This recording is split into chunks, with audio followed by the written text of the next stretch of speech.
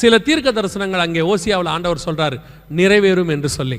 என்ன நிறைவேறும்னு சொன்னாரு, அது எப்படி நிறைவேறுச்சு இதுக்கு நடுவில் அப்படிங்கிறத வாசிங்க. ஓசியாவின் புஸ்தகம் 12ஆம் அதிகாரம் 1வது வசனத்தை வாசிங்க. ஓசியா 12:1 வாசிங்க. எப்ராயிம் காற்றை மேய்ந்து கொண்டல் காற்றை பின்தொடர்கிறான். அவன் நாள்தோறும் பொய்யையும் கேட்டையும் வர்த்திக்க பண்ணி அசீரியரோடே உடன்படிக்கை பண்ணுகிறான். எய்த்துக்கு எண்ணெய் கொண்டு போகப்படுகிறது. நல்லா கவனிங்க, இந்த ஒரு வசனத்தில் 3-4 தீர்க்க தரிசனங்கள் நிறைவேறிச்சு. குறிப்பிட்ட அந்த கொரோனா பீரியடில் மட்டும் 2020 22க்குள்ள இந்த வசனம் 12:1 நம் கண்களுக்கு முன்பாக நிறைவேறுச்சு. அதில் முதலாவது ஃபஸ்ட்டு 2 லைன் என்ன இருக்குன்னா, எப்ராயிம் காற்றை மேய்ந்து கொண்டற்காற்றை பின்தொடர்கிறான் அப்படின்னு இருக்கு. ஃபர்ஸ்ட் காற்றை மேய்ந்து அப்படின்னா என்ன அர்த்தம்? காற்றை மேய்தல் என்றால் என்ன?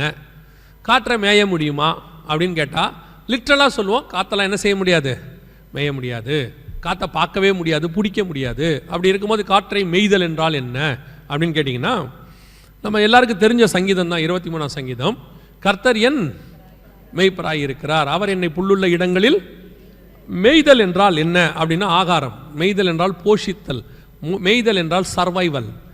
என்னை கர்த்தர் காப்பாற்றுவது. ஸ்பிரிச்சுவலி எடுத்துக்கிட்டிங்கன்னா என் ஆத்மாவுக்கு கர்த்தர் ஆகாரம் கொடுப்பது, நல்ல வசனத்தை கொடுப்பது அப்படின்னு ஸ்பிரிச்சுவல் மீனிங்.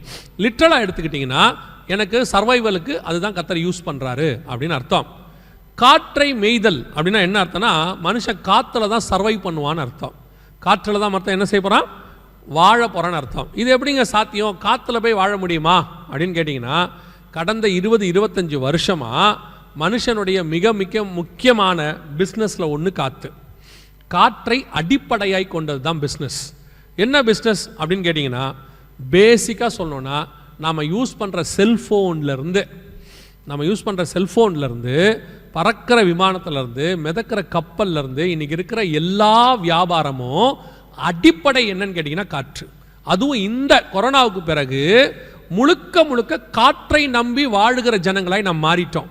என்னங்க சொல்கிறீங்க? ஒரு பேசிக் நீங்கள் பார்த்துருப்பீங்கன்னு நினைக்கிறேன். இந்த மாதிரி தான் இருக்குது. இப்போ வந்திருக்கிற 5G, இந்த 5Gக்கு பின்னாடி இருக்கிற ஒரு விஷயம் இருக்குது, நான் அது உங்களுக்கு அப்புறம் சொல்கிறேன். இப்போது நம்ம செல்ஃபோன் பேசுகிறோம். முந்தியெல்லாம் பார்த்தீங்கன்னா ஒரு 30-40 வருஷத்துக்கு முன்னாடி பார்த்தீங்கன்னா ஃபோன் பேசுவோம் வீட்டிலேருந்து. அது ஒரு ஒயர் போகும், அந்த ஒயர் போய் வீட்டிலேருந்து ரோட்டுக்கு போகும், அங்கே ஒரு ஜங்ஷன் பாக்ஸ் இருக்கும், அதுக்கு பேர் கம்பி உள்ள தந்தி முறை. இப்போ ஒரு 25 வருஷமாக கம்பி இல்லா தந்தி முறை, ஒயர்லெஸ் கொஞ்சம் கொஞ்சமாக மாறி இப்போ செல்ஃபோன் இருக்குது. இப்போ நீங்கள் செல்ஃபோனில் பேசுகிறீங்க, வாட்ஸ்அப்பில் பேசுகிறீங்களோ அல்லது கால் பேசுகிறீங்களோ, எப்படியோ எப்படி இன்னொருத்தருக்கு வேறு கண்டத்தில் இருக்கார், அமெரிக்காவில் இருக்கார், இந்தியாவில் இருக்காங்க, எப்படி நீங்கள் பேசுகிறது அந்த செகண்ட்லேயே கேட்குது. மேபி ஒரு செகண்ட் லேட்டாக கேட்கும், எப்படி உடனே கேட்குது? எந்த விதமான ஒயர் கனெக்ஷனும் இல்லை. அப்போ இந்த டிரான்ஸ்ஃபார்மிங் மோட் எது? உங்கள் ஃபோன் வந்து ஒரு சின்ன இன்ஸ்ட்ருமெண்ட் இப்படி கையில் இருக்குது, அவங்க கையில் ஒரு இன்ஸ்ட்ருமெண்ட் இருக்குது. இந்த 2 இன்ஸ்ட்ருமெண்ட்டுக்கு நடுவில் நீங்கள் பேசுகிற வார்த்தை எப்படி அவங்களுக்கு போகுது? எது இந்த டிரான்ஸ்ஃபார்ம் பண்ணுற மோடு எது அப்படின்னு கேட்டிங்கன்னா வேறு ஒன்றுமே இல்லை, காற்று. காற்றில் தான் எல்லாமே ட்ராவல் ஆகுது. அத்தனையும் எதில் ட்ராவல் ஆகுது? காற்றுல. இது அப்படியே கொஞ்சம் கொஞ்சமாக டெவலப் ஆகி நம்ம அனுப்புகிற வீடியோ, இமேஜஸ், நம்ம இப்போ பிஸ்னஸே முழுக்க ஆன்லைன் இல்லையா? ஆன்லைன்னாலே காற்று தான். ஆன்லைனுங்கிற வேர்டு வந்துருச்சுனாலே என்ன தான்? காற்று தான். அது வைஃபையோ அல்லது மொபைல் டேட்டாவோ நீங்கள் என்ன வச்சுருக்கீங்களோ எதாக இருந்தாலும் காற்று தான். இன்னைக்கு காற்று தான் மனுஷனுடைய வாழ்க்கையினுடைய ஆதாரம். காற்று இல்லாவிட்டால் இது போகாது. நீங்கள் ஃப்ளைட்டில் போயிட்டே இருக்கிறீங்கல்ல, திடீர்னு பாருங்கள் ஏர் பேக்கெட்ஸ்ன்னு சொல்லுவாங்க. அதாவது காற்று இல்லாத இடம் வந்தோடனே ஃப்ளைட் என்னவாகும், அப்படி கொஞ்சம் கீழே விழும். காற்று இருந்தால் தான் ஃப்ளைட்டே பறக்கும், காற்று இருந்தால் தான் கப்பலே போகும், இல்லைன்னா கப்பல் போகாது, ஒரு இடமா தான் நிற்கும். காற்று இல்லாவிட்டால் ஃப்ளைட்டு கீழே விழும். காற்றை கிழிச்சிக்கிட்டு தான் போகணும். காற்று தான் பேஸ் எல்லாத்துக்கும். இன்னைக்கு காற்று. இது எப்பன்னு கேட்டிங்கன்னா இந்த கடைசி 40-50 வருஷமா, இதுக்கு முன்னாடி கிடையாது. நீங்கள் வாசிங்க எவ்வளோ துல்லியமாக நம்ம கடைசி காலத்தில் ஆண்டவர் சொல்லி வச்சிருக்கிறார் பாருங்க. எபேசியர்கள் நிருபம் 2ஆம் அதிகாரம், எபேசியர்கள் நிருபம் 2ஆம் அதிகாரம் 1-2 வசனங்களை வாசிங்க. அக்கிரமங்களினாலும் பாவங்களினாலும் மரித்தவர்களாயிருந்த உங்களை உயிர்ப்பித்தார். அவைகளில் நீங்கள் முற்காலத்திலே இவ்வுலக வழக்கத்திற்கேற்றபடியாகவும் கீழ்ப்படியாமையின் பிள்ளைகளிடத்தில் இப்பொழுது கிரியை செய்கிற ஆகாயத்து அதிகார பிரபுவாகி அப்படியே இருங்க. யாராவது இங்கிலீஷ் பைபிள் வச்சிருக்கீங்களா கையில? Anybody have the English version? வாசிங்க பார்ப்போம். 2:2 Ephesians 2:2.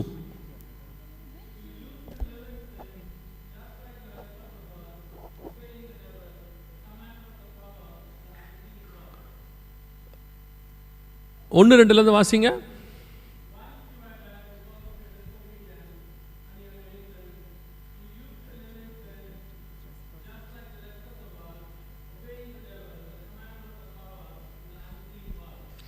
The prince of wind அல்லது அப்படின்னு ஒரு வார்த்தை இருக்கும் பாருங்க. kingdom of air இருக்கா? வாசிங்க. power of the 2:3 அது 2:2 the power of the air அதுதான் ஆகாயத்து அதிகார பிரபு அப்படின்னு இருக்குது. சில வெர்ஷனில் விண்டுன்னு இருக்கும், சில வெர்ஷனில் ஏர்னு இருக்கும். தமிழில் ஆகாயத்து அதிகார பிரபுன்னு இருக்கும். கடைசி காலத்தில் கிரியை செய்ய போகிறது என்னன்னு கேட்டிங்கன்னா the prince of wind, the prince of air, காற்றை மிக முக்கியமாக கொண்டதான பிசாசினுடைய காரியங்கள். அதான் ரொம்ப இம்பார்ட்டன்ட். இன்னைக்கு முழுக்க காற்றை அடிப்படையாய் கொண்டது. அதுவும் கொரோனாவுக்கு பிறகு school online, office work from home எல்லாம் எதையும் அடிப்படையாக கொண்டதுக்கு. இப்போ டிரான்சாக்ஷன்ஸ் நீங்கள் சொல்லக்கூடியதான எல்லாம் மொபைல் டிரான்சாக்ஷன் அத்தனையும் எல்லாம் பாருங்கள் த்ரூ பேஸ் என்னன்னு பார்த்தீங்கன்னா விண்ட். இதுதான் மிக முக்கியமானது, காற்று. வேதம் சொன்ன கடைசி காலத்தில் காற்றை மேய்ந்து அந்த காலம் வந்துடுச்சு. மிக துல்லியமாக காற்றைத்தான் நாம் இன்னைக்கு பேஸாக பயன்படுத்துகிறோம். கடைசியில் ஆண்டவர் என்ன சொல்றார்? வருகையின் போது, வருகை எப்படி நடக்கும், ரகசிய வருகை எப்படி நடக்கும்லாம் சொல்றோம்ல, வருகை வரும்போது கர்த்தர் மிக முக்கியமான ஒரு காரியத்தை செய்கிறார்னு இருக்கு. 7ஆம் அதிகாரம் வெளிப்படுத்தின விசேஷம் 1-2 வசனத்தை வாசிங்க பார்ப்போம். வெளிப்படுத்தல் 7:1-2. பூமியின் 4 திசைகளிலும் 4 தூதர்கள் நின்று பூமியின் மேலாவது சமுத்திரத்தின் மேலாவது ஒரு மரத்தின் மேலாவது காற்று அடியாதபடி பூமியின் 4 காற்றுகளையும் பிடித்திருக்க கண்டேன். கரெக்டா பாருங்க, அதை பிடிச்ச உடனே கீழே எல்லாரோட நெத்தியிலையும் முத்திரை போடுவார். இப்போ நீங்க எல்லாருக்கும் அத்தனையும் காற்றை கொண்டுதான் முத்திரை போடுறாங்க.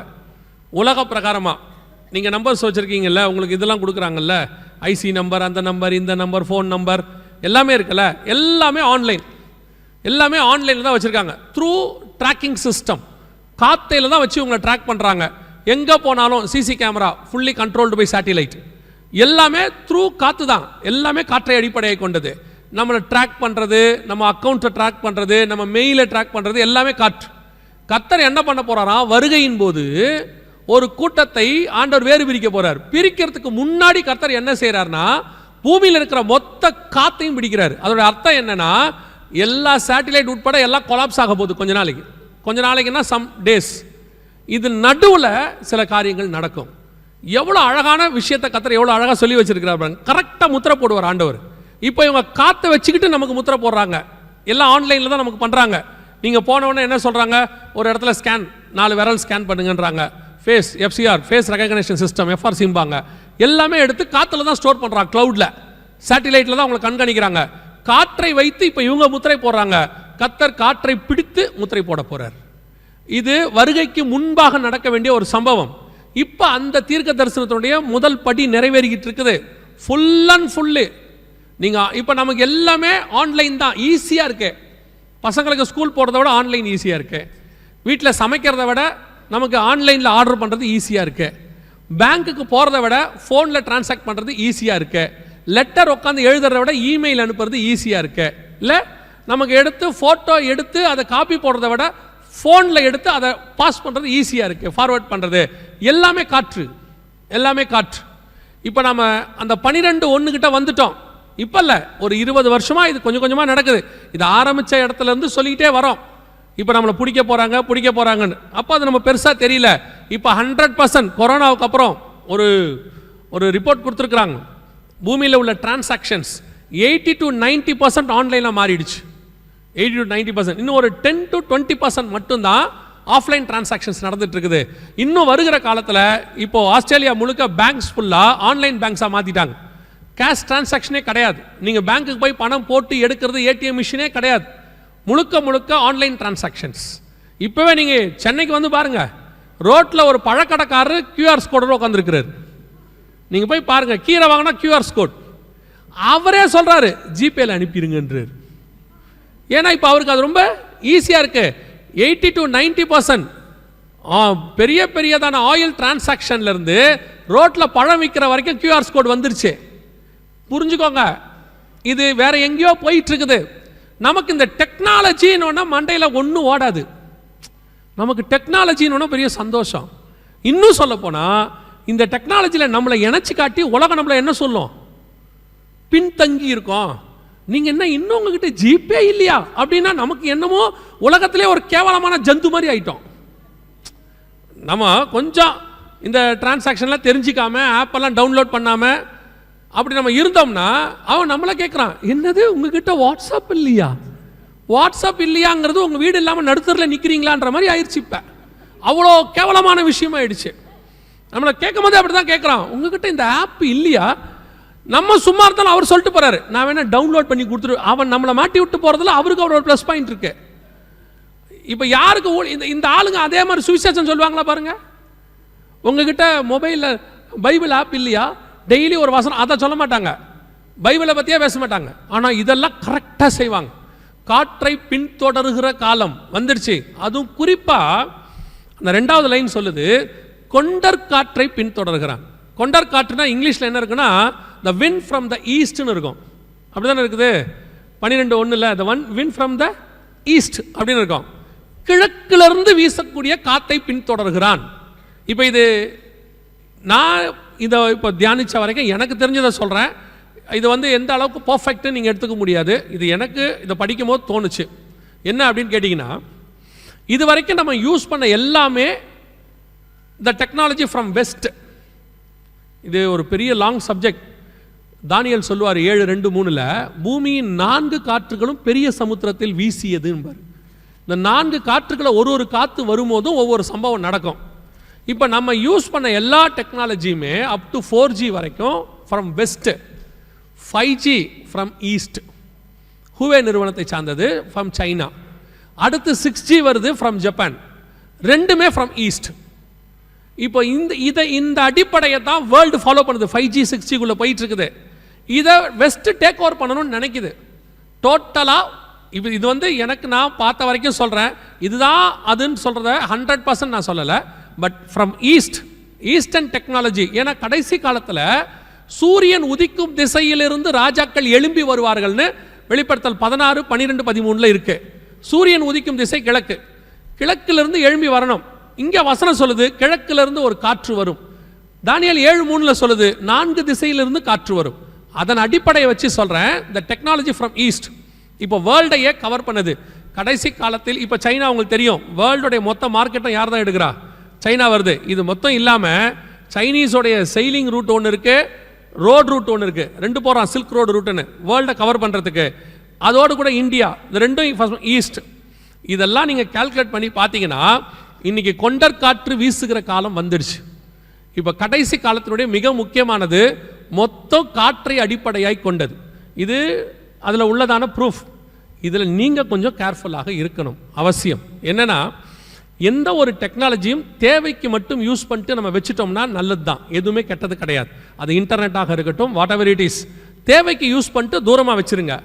ஒரு சிலர்லாம் பார்த்தீங்கன்னா இந்த டெக்னாலஜிக்குள்ளேயே இருக்காங்க, அப்படியே வாட்ஸ்அப்லேயே மூழ்கிடுறாங்க, ஃபேஸ்புக்குள்ளேயே தான் இருப்பாங்க, எப்பயா தான் வெளியே வருவாங்க. அதில் ஒரு பெருமையாக சொல்லுவாங்க, நீங்கள் எப்போவும் என்னை நெட்டில் பார்க்கலாம், ஆன்லைனில் பார்க்கலாம். நெட்டுனா வலைக்குள்ளே என்ன தான் இருக்கும், எந்த ஒரு வலையை வீசினாலும் வலைக்குள்ளே என்ன தான் இருக்கும், ஒரு இறை இருக்கும். மீனுக்கு வலை வீசினா மீன் இருக்கும், மானுக்கு வலை வீசினா மான் இருக்கும். எப்படியும் வலைக்குள்ளே என்ன இருக்கும். இப்போ நம்ம அத்தனை பேரும் நெட்டில் இருக்கோம், இன்டர்நெட்டில் இருக்கோம். அதை ஒரு பெருமையாகவும் சொல்கிறோம். நீங்கள் என்னை எப்போவுமே ஆன்லைனில் பார்க்கலாம், நீங்கள் எப்பவும் எனக்கு அனுப்பலாம், தேவைக்கு யூஸ் பண்ணுங்கள், வெளியே வந்துருங்க. அதுவும் இப்போ இருக்கிற ஜென்ரேஷன் வாலிப பிள்ளைகள், பெரிய அந்த பசங்களுக்கு நான் சொல்கிறேன், இந்த இன்டர்நெட்டை நீங்கள் அடிக்ட் ஆகிட்டு இருக்கிறீங்க அப்படியே முழுக்க முழுக்க. அதாவது இது அப்பா அம்மா கிட்டேயும் தப்பு இருக்கு. சாப்பாடு ஊட்டணும்னா ஃபோனை கொடுத்து தானே ஊட்டுறீங்க. இல்லை நீங்கள் ஒரு பெருமையாக வேறு ஒன்று விஷயம் சொல்லுவாங்க. என்ன தெரியுமா சொல்லுவாங்க? இல்லைன்னா அவன் பிள்ளை சாப்பிடவே மாட்டேங்கிறான். அதாவது நீங்கள் உங்கள் பிள்ளைகிட்ட ஃபெயில் ஆகிட்டீங்கன்னு அர்த்தம். உங்களால் வீடியோ இல்லாமல் உங்கள் பிள்ளையை சாப்பிட வைக்க முடியலன்னா யூ ஆர் ஃபெயிலியர்ஸ். உங்கள் பிள்ளை உங்கள் பேச்சை கேட்க மாட்டேங்குது.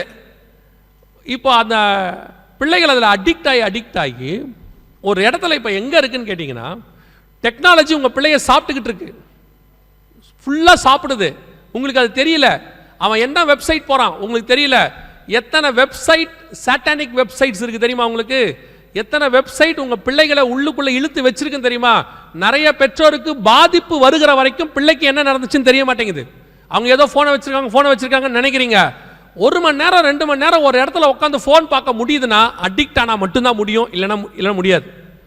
நீங்கள் போய் பாருங்கள், சினிமா போகும்போது ஒரு காலத்தில் என்ன பண்ணுவான்னா தியேட்டரை போட்டு ஃபுல்லாக க்ளோஸ் பண்ணி இருட்டாக்கி அப்படியே உட்கார வைப்பான். அதில் கூட 1.5 மணி நேரத்துக்கு மேலே உட்கார முடியாது, இன்டர்வல் விட்டுருவான். அதுலேயும் 1.25 மணி நேரம் மொத்தமாக உட்கார முடியாது, நம்ம நெளிவோம். ஆனால் பிள்ளைய பாருங்கள் 2 மணி நேரம் ஃபோனை வச்சுட்டு அப்படியே உட்காந்துருக்கு.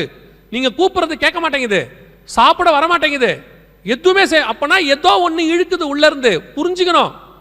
ஐயோ என் பிள்ளை ரொம்ப சாஃப்ட்டு, அவன் ரூமை விட்டு வெளியவே வரமாட்டான். தப்பு நடக்குது. பிள்ளைனா ரூமை விட்டு வெளியே வரணும், விளையாடணும். ஏதோ தப்பு நடக்குது, உங்களுக்கு தெரிய மாட்டேங்குது. அப்புறம் போய் பார்த்தா கண்ட வெப்சைட்டை படித்து அவங்க சொல்லக்கூடியதுக்கெல்லாம் இது ஓகே கொடுத்து, இந்த டேர்ம்ஸ் அண்ட் கண்டிஷன்ஸ்க்கு நம்ம படிக்காமே ஓகே கொடுப்போம்ல எல்லாத்துக்கும். இந்த ஆப் டவுன்லோட் பண்ணும்போது அவன் என்ன கேட்குறானே தெரியாது. ஓகே, உங்கள் ஃபோனில் இருக்கிற எல்லாத்தையும் நான் எடுத்துப்பேன். ஓகே, உங்களுடைய மெயில் கான்டாக்ட் எல்லாம் நான் எடுத்துப்பேன். அப்புறம் உனக்கு வரக்கூடிய பாஸ்வேர்டு எல்லாத்தையும் நான் எடுத்துப்பேன். அதில் வேற அவன் கேட்குறான், உன் பாஸ்வேர்டை ஃபோனில் சேவ் பண்ணிக்கிட்டு ஆட்டோமேட்டிக்காக. நம்ம எந்த டேர்ம்ஸ் அண்ட் கண்டிஷன்ஸையும் படிக்கிறது இல்லைல்ல. நம்மளை பொறுத்த வரைக்கும் எல்லாமே ஈஸியாக இருக்கணும், அது எக்கேடு கட்டாலும் கவலை இல்லைல்ல. நம்மளை விட நம்ம பிள்ளை இன்னும் மோசமாக இருக்கு. ரீசன்ட் டேஸில் பல பிள்ளைகள் சில விதமான பிசாசுகிட்ட மாட்டியிருக்கு. அன்வான்ட் வெப்சைட்ஸை படிச்சு, நான் சொல்றது பான் வெப்சைட்ஸ் கிடையாது. உடனே நீங்க என் பிள்ளை அதெல்லாம் பார்க்காது, தேவ பிள்ளை, உங்க பிள்ளைய நான் அப்படி சொல்லல.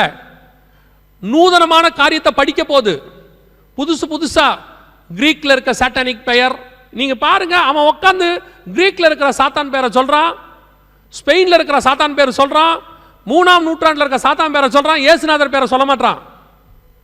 அவனுக்கு இப்போ அதெல்லாம் தெரியுது. கேட்டா அது கார்ட்டூன்லையோ மூவிஸ்லையோ அதை பற்றிலாம் கொடுக்குறாங்க. இப்போ உங்கள் பையனுடைய பிரச்சனை, உங்கள் பொண்ணோட பிரச்சனை என்னன்னா, ஸ்கூலில் இந்த கேரக்டர்ஸ் பற்றி தெரியாட்டி அவங்கள அங்கே தப்பாக நினைக்கிறாங்க. உனக்கு இதெல்லாம் தெரியாதா, இதெல்லாம் நீ பார்த்தது இல்லையானா இவனுக்கு இப்போ ஒரு மாதிரி இன்ஃபீரியாரிட்டி காம்ப்ளெக்ஸ் வருது. ஸோ இவன் வந்து வீட்டில் உட்காந்து இதெல்லாம் பார்க்குறான். அவங்க என்ன பார்க்குறாங்கன்றதை ரொம்ப கேர்ஃபுல்லாக பாருங்க பெற்றோர். அவங்க பார்க்குறத நீங்களும் பாருங்க. நீங்கள் பார்க்குறத தான் அவங்களும் பார்க்குறாங்கன்னா ஒரு பிரச்சனையும் இருக்காது. உங்களை பார்க்க விடாமல் ஒன்று அவங்க பார்க்குறாங்கன்னா there is something wrong. ரொம்ப கேர்ஃபுல்லாக இருந்து கொள்ளுங்க. வாலிபர்களுக்கு சொல்கிறேன், வாலிப பிள்ளைகளுக்கு 13 வயசுலேருந்தே சொல்கிறேன். இப்போல்லாம் நீங்கள் சண்டே கிளாஸ்காரங்க தான் ரொம்ப வீக்காக இருக்கீங்க. இன்னும் நோவா கதையே சொல்லிக்கிட்டு இருக்கிறீங்க. ஏன் நோவா கதையை சொல்கிறீங்க? 13 வயசு தான் ஆகுது, அவங்களுக்கு ஒன்றும் தெரியாது, அவங்களுக்கு எல்லாம் தெரியும். அவன் 11 வயசுல எலான் மாஸ்கை பற்றி பேசுகிறான், 10 வயசுல ஏஐ டெக்னாலஜி பற்றி பேசிக்கிட்டு இருக்கிறான், துபாயில் இருக்கிற டெக்னாலஜியை 9 வயசு பையன் பேசுகிறான். அவனுக்கு இன்னைக்கு நீங்கள் இன்னும் நோவா கதையே சொல்லிக்கிட்டு இருக்கிறீங்க. நோவா கதை வேணான்னு சொல்லலை, கொஞ்சம் மாடர்னைஸ் ஆகுங்க, நீங்களும் வாங்க, அப்டேட் பண்ணுங்க பிள்ளைகளுக்கு. உட்காந்து நீங்கள் சொல்கிற நோவா கதையை கேட்கறதுக்கு அவனுக்கு பிடிக்கல. இன்னைக்கு உள்ள பிரச்சனையை சொல்லி கொடுங்க. சபை அப்டேட் ஆகணும். அதாவது நீங்கள் அப்படியே டெக்னாலஜியில் வளருதுன்னா என்னன்னு கேட்டிங்கன்னா, ஏசி போகிறது மைக் போடுறது மட்டும் இல்லை, நீங்களும் ஆகணும் அப்டேட்டு. இன்னைக்கு அதான் நடக்குது. பிள்ளைகள் ரொம்ப கேர்ஃபுல்லாக இருங்க. உங்களுடைய ஒரு வீடியோ போதும் உங்களை அருவருப்பாக காட்டுவதற்கு. உங்கள் ஒரு வீடியோ போதும் ஆன்லைனில்.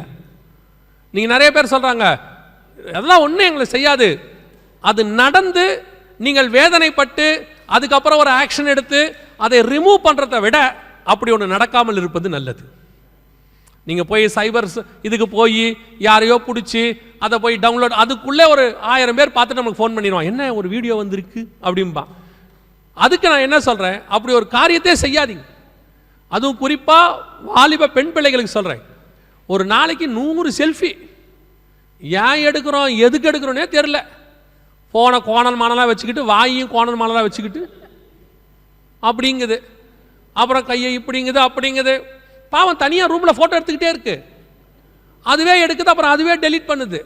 அதுக்கே பிடிக்கல, பாவம் போல இருக்கு. ஃபோட்டோ எடுக்கிறத நான் தப்புன்னு சொல்லலை. எத்தனை ஃபோட்டோ எடுப்பிய ஒரு நாளைக்கு? இந்த செல்ஃபி கடைசி கால பாவத்தில் ஒன்று தெரியுமா உங்களுக்கு? செல்ஃபியா பாவம்னு கேட்குறீங்களா? நான் சொல்லலை, பவுல் தான் சொல்கிறாரு. திமோத்தி எழுதின நிருபம் 2 திமோத்தியு 3ஆம் அதிகாரம் 1-2 வசனங்களை வாசிங்க. மேலும் கடைசி நாட்களில் கொடிய காலங்கள் வருமென்று அறிவாயாக. எப்படியெனில் மனுஷர்கள் தற்பிரியராயும் பணப்பிரியராயும். தற்பிரியம்னா என்ன? தற்பிரியத்துக்கு நல்ல எக்ஸாம்பிள் செல்ஃபி. தன்னை விரும்புதல். அதுவே அதை பார்க்குது, அதுவே அதை ஃபோட்டோ போடுது. அதுக்கு ஸ்டேட்டஸில் வைக்கிறதுக்கு டெய்லி ஏதோ ஒன்று தேவைப்படுது. எதை வைக்கிறதுன்னு தெரியல. பாவமாக இருக்குது. ஒரு ஹோட்டலுக்கு போனோம்னா, ரெஸ்டாரண்ட்டுக்கு போனோம்னா, சாப்பாடு வாங்கணும்னா முந்தியெல்லாம் குடும்பம் சேர்ந்து ஜோம் பண்ணுவோம்ல. இப்போ ஜோம் பண்ணுறது இல்லை. இருங்க அப்படின்ட்டு ஃபோட்டோ தான் எடுக்குது மேலே வச்ச. இப்போ நீங்கள் எந்த ரெஸ்டாரண்ட்டுக்கு போங்க, போனோன்னா ஜோம் பண்ணுறது இல்லை, வச்ச உடனே யாரையும் சாப்பிட விடுறதில்ல. இருங்க அப்படியே எடுத்து அதை ஸ்டேட்டஸில் போட்டு எல்லாருடைய வயிற்றுச்சலையும் கிளப்புறது.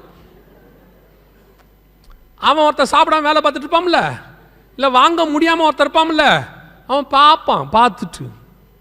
இதில் ஒரு சிலர் பெரியவங்களும் இருக்காங்க. எதை ஸ்டேட்டஸில் வைக்கிறதுனே உங்களுக்கு தெரிய மாட்டேங்குது.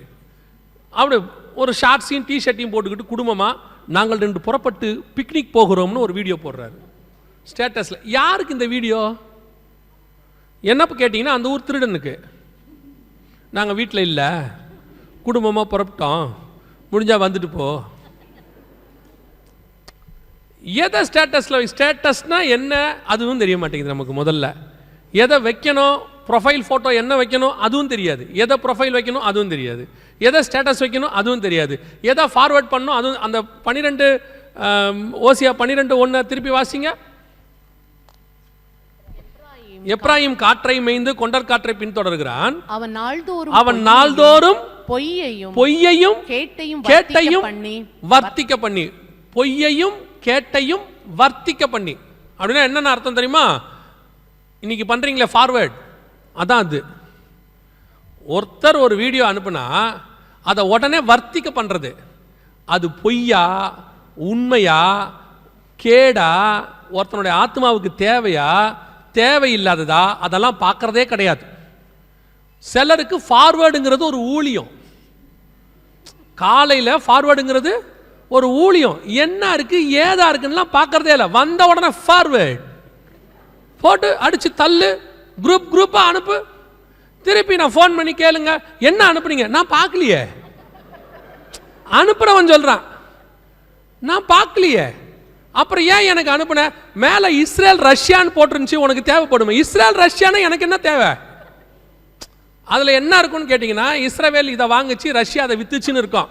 அவனை பொறுத்த வரைக்கும் இஸ்ரேல் ரஷ்யானா MD ஜெகனுக்கு டேகு, அவ்வளோதான். அனுப்பி விட்டுரு. அதில் என்ன இருக்கு? ஒன்றும் கிடையாது. இன்னைக்கு இருக்கிற அந்த வசனத்தில் உள்ள உண்மைத்தன்மையை பாருங்க. இன்னைக்கு உள்ள நியூஸ் எடுங்க, நீங்கள் பார்க்குற டிவி, வாட்ஸ்அப், ஃபேஸ்புக், எக்ஸ், அதான் இன்ஸ்டாகிராம், எதை வேணா எடுத்துக்கோங்க. இந்த 2 அடிப்படையாக கொண்டதான் இருக்கும். ஒன்று பொய், இல்லை கேடு. இன்னைக்கு அதான் நியூஸில் 80% கவர் பண்ணியிருக்கு. நல்ல விஷயமோ உண்மையான விஷயமோ இன்னைக்கு ஜனங்களால் விரும்பப்படுகிறது இல்லை. இப்போ புரியுதுங்களா உங்களுக்கு? இப்போ என் மெசேஜே இருக்குல்ல, என் மெசேஜை நீங்கள் இப்படி போடுங்களேன், மகிமையின் மேல் மகிமை அடையலாம். 10 பேர் தான் பார்ப்பான், 10 பேர் தான் பார்ப்பாங்க. பரிசுத்தாவியில் நிறைவது எப்படி? ஒரு 50 பேர் பார்ப்பாங்க. அடுத்து வரக்கூடிய பெரிய அழிவு 50,000 பேர் பார்க்குறாங்க. வாழ்றதுக்கு வீடியோ போட்டால் ஒருத்தரும் பார்க்கறதில்ல. இப்போ தம்ப்நெயில எப்படி வைக்கணும்னு முடிவு எடுத்திருக்காங்க அப்படின்னு கேட்டிங்கன்னா, தம்ப்நெயில் எப்படி இருக்குன்னு கேட்டிங்கன்னா, கொலை நடங்கும் செய்தி MD ஜெகன். நானே உள்ளே போய் பார்க்குறேன், நம்ம என்ன கொலை நடுங்கிற மாதிரி பேசணும்? நிஜமா நான் சொல்கிறது உண்மை. ஒரு நாள் ஒருத்தர், நீங்கள் என்னை வச்சு வீடியோ போடுறதெல்லாம் நீங்கள் பாருங்களேன், ரொம்ப என் வீடியோ என்னுடைய டிவி என்னோட சேனலை விட எல்லா சேனல் தான் நிறைய பார்ப்பாங்க. காரணம் என்னன்னா, நான் வைக்கிற தம்ப்லைனில் எதுவுமே பயமுறுத்துற மாதிரி இருக்கக்கூடாதுன்னே வச்சுருப்பேன். இவங்க வைக்கிறதெல்லாம் நீங்கள் பாருங்களேன். தூத்துக்குடி சம்பவம், எம்டி ஜெகன் கருத்து. எனக்கு சந்தேகம் வந்துருச்சு, நம்ம எங்கேயாவது பேசிட்டோமோ, ஏதாவது உளறிட்டோமா ஃப்ளோவில். போய் அந்த வீடியோவை பார்த்தா அது தூத்துக்குடி சம்பவத்துக்கு கிட்டத்தட்ட 6 வருஷத்துக்கு முன்னாடி வந்த வீடியோ. அதுக்கும் தூத்துக்குடிக்கும் சம்மந்தமே இல்லை. அப்புறம் அந்த சேனல்காரருடைய இதுக்குள்ளே போய் கண்டுபிடிச்சி அவருடைய கான்டாக்ட் நம்பரை எடுத்து அவரை ஒரு 2 பேரை வச்சு பிடிச்சி, ஏயா இதை போட்டிருக்க அப்படின்னா, சாரி எடுத்துடுறேன்றான். ஏன்டா வச்சன்றதுக்கு காரணமே இல்லை. ஏன்டா லேட்டாக வந்த, கொஞ்சம் லேட் ஆகிடுச்சுமான்ல பையன், லேட்டுக்கு காரணமே இருக்காது. ஏன் லேட்டாக வந்த, கொஞ்சம் லேட் ஆகிடுச்சு, இவரும் சரி போன்றுவார். அந்த மாதிரி என்ன நீங்களும் அதுக்கு காரணம் யாருன்னா நீங்கள் தான். நீங்கள் யாருமே நல்ல செய்தியை பார்க்குற இடத்துல இல்லை. நல்ல செய்தி போட்டு ஆவிக்குரிய வளர்ச்சிக்கு ஒரு தம்ப்லைன் கொடுங்க, நீங்கள் உள்ளே போக மாட்டீங்க. நீங்கள் போடுறது எப்படி இருக்கணும், அந்த அவன் கற்றுக்க வச்சுருக்கான். இப்போ தம்ப்லைன் எப்படி வச்சுருக்கணும் அப்படின்னா, ஒன்று பொய் இல்லை கேடு. இந்த 2 வச்சா தான் ஜனங்களோட இன்ட்ரெஸ்ட். ஃப்ளாஷ் நியூஸ் உடனே அது என்னவா இருக்கணும் அப்படின்னு கேட்டிங்கன்னா, சற்று முன் வந்த திடுக்கிடும் செய்தி. உள்ள நீங்கள் போய் பாருங்க, அர்த்த பழசா 10 வருஷத்துக்கு முன்னாடி வந்ததாக இருக்கும். சமீபத்தில் ஒரு நியூஸ் போட்டாங்க. அதில் என் பையன் நடந்த சம்பவம், பள்ளிக்கு விடுமுறை அப்படின்னு போட்டு, அது எப்படி போட்டிருக்காங்க, தமிழ்நாடு பள்ளிகளுக்கெல்லாம் விடுமுறை, நற்செய்தி, நல்ல செய்தி அப்படின்னு போட்டான். என் பையன் அதை தலைப்பை மட்டும் பார்த்துட்டு சொன்னான், அப்பா நாளைக்கு ஸ்கூல் லீவா அப்படின்னா. நான் சொன்னேன், உள்ளே போய் பாருன்னு. உடனே அவன் சொன்னான், இல்லை அப்லோட் பண்ணி 45 நிமிஷம் தான் ஆகுது அப்படின்னா. நான் சொன்னேன், உள்ளே போய் பாருன்னு. ஏன்னா எனக்கு எக்ஸ்பீரியன்ஸ் ரொம்ப ஜாஸ்தி. உள்ளே போனால் அது போன வருஷத்து செய்தி. அதை இப்போ ரீ அப்லோட் பண்ணுறதான். பழைய நியூஸே என்ன பண்ணுறாங்க, ரீ அப்லோட். எதை பண்ணுறான், திடுக்கிடும் செய்தி. ஒன்று கேடு இல்லை பொய். தயவு செய்து சொல்கிற விசுவாசிகளுக்கு, அவன் பண்ண உலகத்தான் பண்ணுறான், பண்ணிட்டு போட்டான்.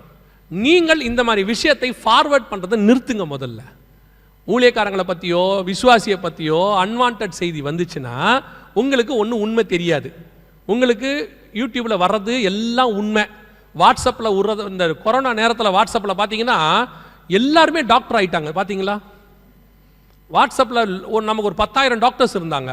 கொரோனா கிருமி சுடுதண்ணியில் அதை போட்டு குடிச்சு அந்த ஆவியை பிடித்தால் கொரோனா முடிஞ்சு போச்சுன்னு இதை நம்பி ஒரு ஆள் வீட்டில் சுடுதண்ணி போட வழி இல்லை போல, இந்த டீ கெட்டில் இருக்கும்ல, டீ கெட்டில், அதை சூடாக்கினா வெளியே எப்படி புகை வரும்ல, அதில் மூக்க வச்சுக்கிட்டு நிற்கிறார். எந்த அளவுக்கு வாட்ஸ்அப் அவரை மாற்றி வச்சிருக்கு பாருங்க. இதுதான் நம்ம. அந்த மாதிரி நீங்கள் வாட்ஸ்அப்பில் எது வந்தாலும் உண்மைன்னு உடனே ஃபார்வர்ட் பண்ணுறதை தயவு செய்து ஸ்டாப் பண்ணிடுங்க. ஒன்று, அந்த செய்தியோட உண்மைத்தன்மையை பாருங்கள்.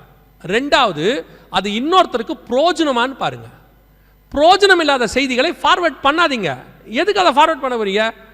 ஒரு விஷயத்தை மட்டும் நன்றாக புரிஞ்சுக்கொள்ளுங்க. உலகத்திலே ஒரு செய்தியை முதல்ல ஒருத்தன் ஃபார்வர்ட் பண்ணான். சரியா? எங்கே ஃபார்வர்ட் பண்ணான்? நோவாவுடைய டென்ட்லேருந்து ஃபார்வர்ட் பண்ணான். போய் அப்பாவை பார்த்துட்டு அந்த மெசேஜை 2 பேருக்கு அவன் ஃபார்வர்ட் பண்ணான். அப்பா இந்த மாதிரி இருக்கிறாரு அப்படின்னு ஃபார்வர்ட் பண்ணான். அந்த 2 பேரும் தொடர்ந்து ஃபார்வர்ட் பண்ணாமல் என்ன பண்ணிட்டாங்க, அந்த மெசேஜை அங்கேயே ட்ராப் பண்ணிட்டாங்க. போய் அப்பாவுடைய நிறுவனத்தை மூடிட்டாங்க. முடிவு என்னவா இருந்துச்சுன்னா, அந்த மெசேஜை ஃபார்வர்ட் பண்ணவனுடைய சந்ததியே நாசமாக போச்சு. அந்த மெசேஜை ஃபார்வர்ட் பண்ண சந்ததி நாசமாக போச்சு. அதை ஒன்றும் இல்லாமல் அப்படியே மூடி போட்டான்ல, அந்த 2 பேரும் ஆசீர்வதிக்கப்பட்டார்கள். இன்றைக்கி அதே ஃபார்வர்ட் மெசேஜ் தான் வேறு ரூபமாக இருக்குது, அவ்வளோதான். எதை ஃபார்வர்ட் பண்ணணும், எதை ஃபார்வர்ட் பண்ணக்கூடாதுன்னு உங்களுக்கு தெரியணும். கர்த்தருடைய வார்த்தையை ஃபார்வர்ட் பண்ணுங்க. சுவிசேஷத்தை ஏன்னா இயேசுவே சொல்லியிருக்காரு, போய் சகல ஜாதிகளுக்கும் சுவிசேஷத்தை பிரசங்கிங்கன்னு சொல்லியிருக்காரு. அதை செய்யுங்க. ஃபார்வர்ட் பண்ண வேண்டியதை ஃபார்வர்ட் பண்ண மாட்டேங்கிறீங்க. ஃபார்வர்ட் பண்ண தேவையில்லாததை ஃபார்வர்ட் பண்ணுறீங்க. ஒருவேளை நீங்கள் ஃபார்வர்ட் பண்ணுறது பொய்யா இருக்குமானால் அந்த கேட்டை பரப்பினதுக்கான தீங்கும் உங்கள் மேல் வரும். நீங்கள் அனுப்புனது பொய்யா இருந்துச்சுன்னா, கேடாக இருந்துச்சுன்னா, ஒருவேளை அவன் ஆத்மா இடரல் அடைஞ்சிச்சுன்னா, இடரல் உண்டாக்குறவனுக்கு ஐயோ. பைபிள் சொல்லியிருக்கு. நீங்கள் ஃபார்வர்ட் பண்ண வேண்டியது கர்த்தருடைய வார்த்தையை மட்டும், தேவையான காரியங்களை மட்டும். ஒருத்தனுடைய ஆத்மாவுக்கு பிரோஜனம் இல்லையா, எந்த ஒரு காரியத்தையும் ஃபார்வர்ட் பண்ணாதீங்க, வேஸ்ட். அதனால் உங்களுக்கு தீங்கு தான் வரும். 12:1 ஓசியாவின் புஸ்தகம் காலம் நம் கண்களுக்கு முன்பாக நிறைவேறி கொண்டே இருக்கிறது. அதே வசனத்தை திருப்பி வாசிங்க பாப்போம். கொண்டல் காற்றை பின்தொடருகிறான், அவன் நாள்தோறும் பொய்யையும் கேட்டையும் வர்த்திக்க பண்ணி அசீரியரோட உடன்படிக்கை பண்ணுகிறான். அசீரியரோடு கூட உடன்படிக்கை அப்படின்னா நல்லா கவனிங்க. இந்த தீர்க்க தரிசனம் எப்போ நிறைவேறுச்சு அப்படின்னு கேட்டிங்கன்னா 2022 ட்ரம்ப் ஜனாதிபதியாக இருக்கும்போது இஸ்ரவேலுக்கும் அசிரியாவுக்கும் உடன்படிக்கை ஏற்பட்டுச்சு. இது கிட்டத்தட்ட மோர் தென் 2000-3000 இயர்ஸ் கழிச்சு நடக்கிற ஒரு சம்பவம். அசிரியா உங்களுக்கு தெரியும் நினைக்கிறேன், இப்போ இருக்கக்கூடியதான இந்த UAE இந்த பக்கத்தில் இருக்கக்கூடியவங்க தான் அசிரியர்கள். சீரியா அதை தாண்டி அந்த பக்கம் இருக்கிறவங்களாம் அசிரியன்ஸ். இது பைபிளில் உள்ள அசிரியா காலம். பைபிளில் அசிரியரோடு கூட உடன்படிக்கை பண்ண ஆள் யாருன்னா யாக்கோபு. லாபானோடு கூட பெயர் சபாவில் உடன்படிக்கை பண்ணினார். அவன் சீரியன் ஆகிய லாபான் அப்படின்னு இருக்கு.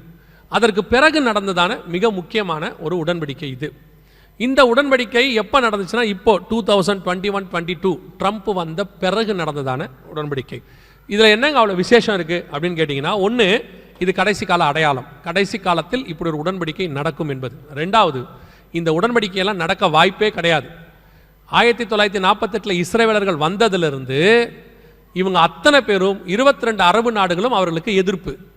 அவங்களுடைய பாஸ்போர்ட்டில் கூட இஸ்ரேல் தேசத்துக்கு போகக்கூடாதுன்னு போட்டிருக்கோம். This passport is not valid for இஸ்ரேல்னே போட்டிருப்பாங்க. அந்த அளவுக்கு எதிர்ப்பு. ஆனால் பைபிள் சொல்லுது கடைசி அவங்களோட கூட என்ன நடக்கும், ஒரு உடன்படிக்கை நடக்கும்னு. அந்த உடன்படிக்கை இப்போ தான் நடந்துச்சு. இதுக்கு முன்னாடி 2000 வருஷமாக அந்த உடன்படிக்கை கிடையாது. 1948 கிடையாது. அவங்க வந்த பிறகும் அந்த உடன்படிக்கை கிடையாது.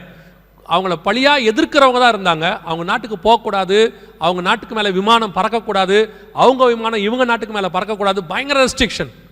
இதுக்கு நடுவில் பைபிள் சொல்லுது அசிரியாவோடு கூட அவர்கள் எப்ராயிம் இஸ்ரவேல் உடன்படிக்கை செய்யும் என்று.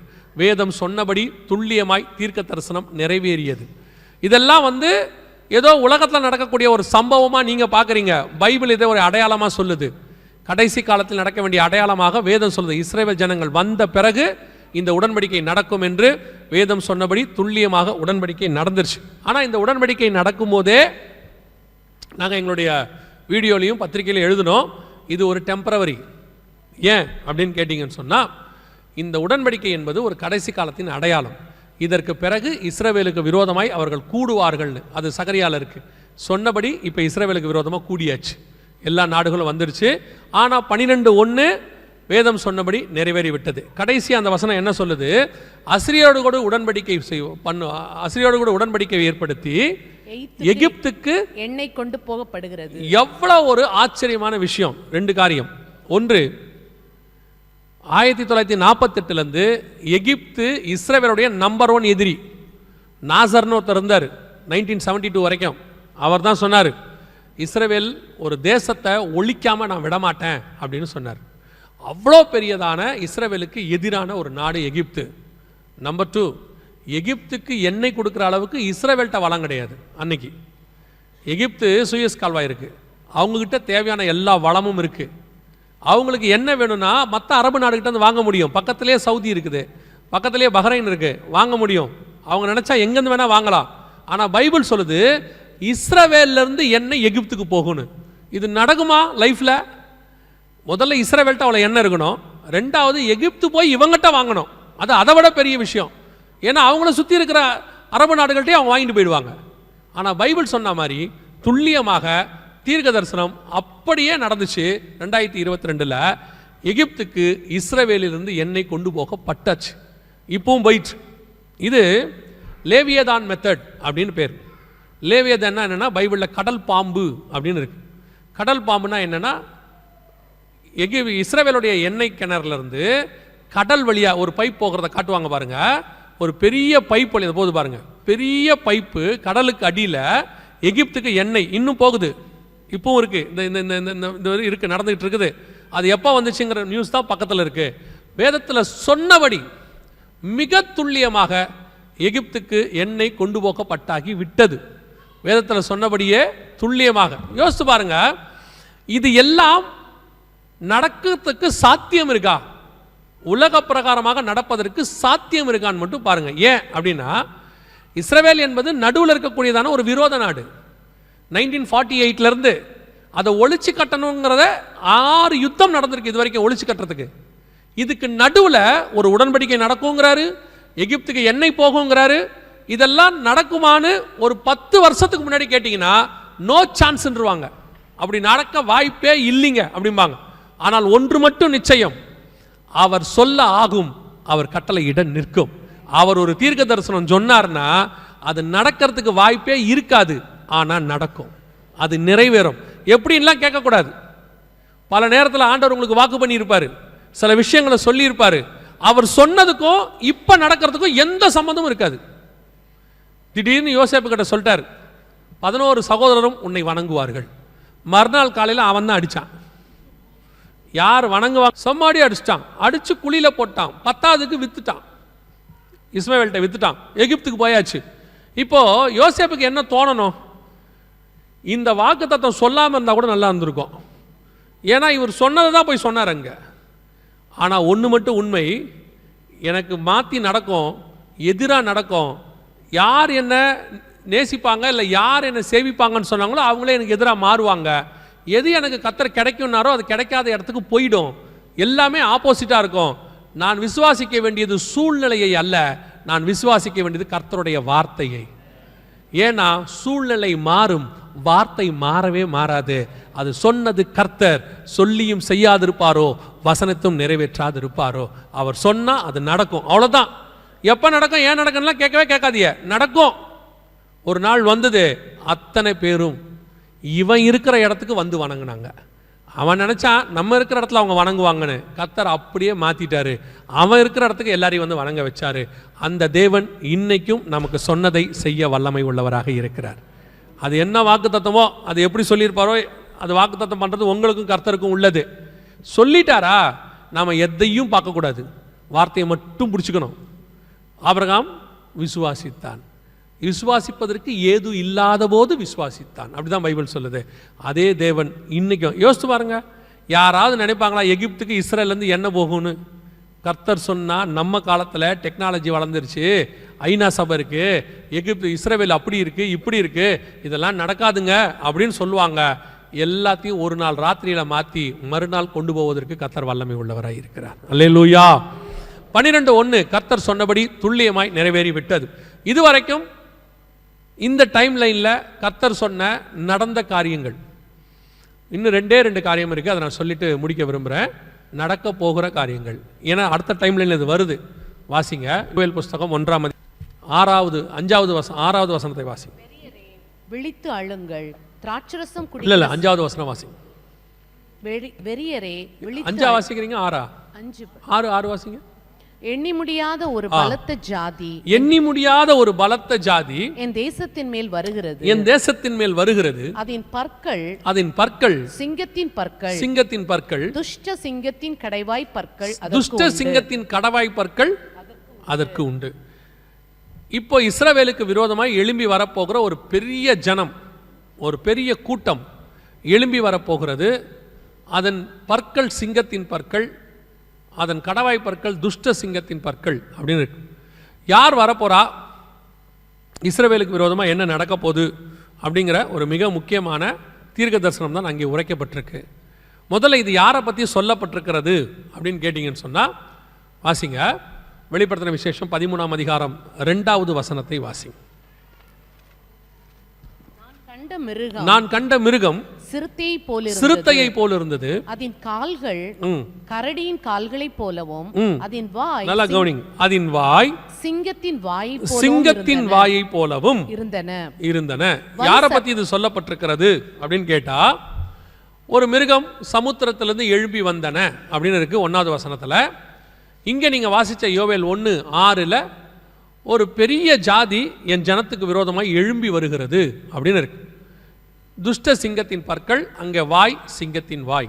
யாரை பற்றி சொல்லப்பட்டிருக்கிறது அப்படின்னா, வெளிப்படுத்தல் 13 வரப்போகிற மிகப்பெரியதான வல்லரசு, மிகப்பெரிய கவர்மெண்ட், யூரோப்பியன் யூனியனை குறித்து அங்கே சொல்லப்பட்டிருக்கு.